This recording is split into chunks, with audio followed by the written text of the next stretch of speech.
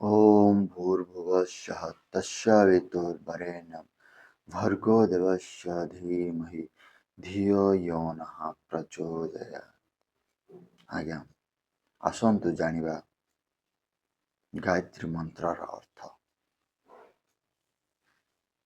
ଆମେ ସେହି ପରମ ଦିବ୍ୟ ସୂର୍ଯ୍ୟ ସ୍ୱରୂପ ପରମେଶ୍ୱରଙ୍କ ପବିତ୍ର ଓ ତେଜୋମୟ ଶକ୍ତିର ଧ୍ୟାନ କରନ୍ତୁ। ସେ ଆମର ବୁଦ୍ଧିକୁ ସତ୍ୟ, ଧର୍ମ ଓ ଉତ୍ତମ ମାର୍ଗରେ ପ୍ରେରିତ କରନ୍ତି। ସହଜ ଭାଷାରେ, ହେ ପରମେଶ୍ୱର, ଆପଣଙ୍କ ଦିବ୍ୟ ଆଲୋକ ଆମ ମନ ଓ ବୁଦ୍ଧିକୁ ଆଲୋକିତ କରନ୍ତୁ, ଯାହା ଫଳରେ ଆମେ ସବୁବେଳେ ଭଲ କାମ କରିବୁ ଏବଂ ସଠିକ ପଥରେ ଚାଲିବୁ।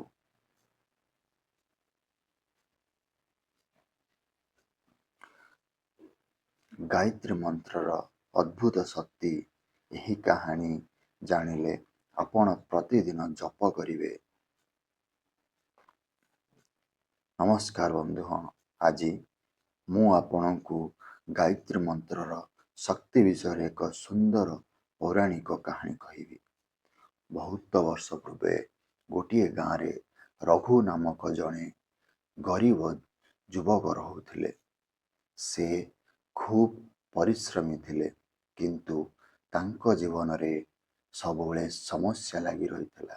ଘରେ ଅଶାନ୍ତି, କାମରେ ବିଫଳତା ଏବଂ ମନରେ ସବୁବେଳେ ଚିନ୍ତା।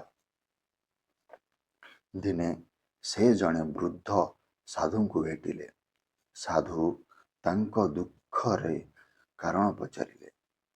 ସବୁ କଥା ଶୁଣି ସାଧୁ କହିଲେ, ପୁଅ, ପ୍ରତିଦିନ ସୂର୍ଯ୍ୟୋଦୟ ସମୟରେ ସ୍ନାନ କରି ଭକ୍ତିର ସହିତ 108 ଥର ଗାୟତ୍ରୀ ମନ୍ତ୍ର ଜପ କର। ରଘୁ ସେହି କଥାକୁ ବିଶ୍ୱାସ କରି ପ୍ରତିଦିନ ନିୟମିତ ଭାବେ ଜପ କରିବା ଆରମ୍ଭ କଲେ। ପ୍ରଥମ କିଛି ଦିନରେ କୌଣସି ବଡ଼ ପରିବର୍ତ୍ତନ ହେଲା ନାହିଁ, କିନ୍ତୁ ଏହି ମାସ ପରେ ସେ ଅନୁଭବ କଲେ ଯେ ତାଙ୍କ ମନ ଶାନ୍ତ ହେଉଛି, କ୍ରୋଧ କମିଗଲା, ଚିନ୍ତା କମିଗଲା ଏବଂ କାମରେ ଧ୍ୟାନ ବଢ଼ିଗଲା।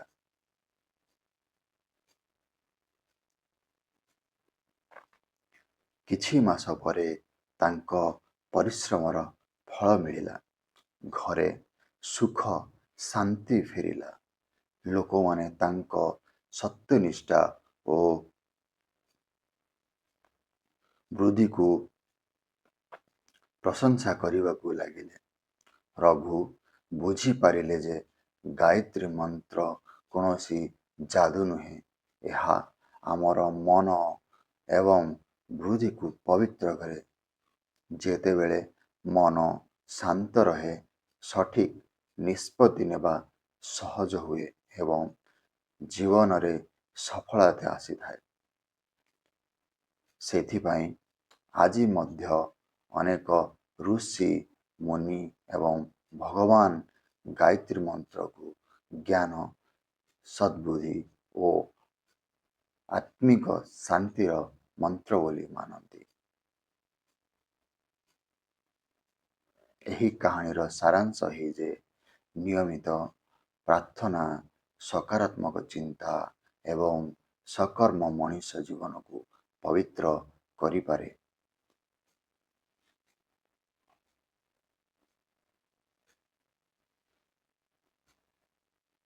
ଆସନ୍ତୁ ମିଶିକି କହିବା, ଜୟ ମା ଗାୟତ୍ରୀ, ଜୟ ମା ଗାୟତ୍ରୀ, ଜୟ ମା ଗାୟତ୍ରୀ। ଓ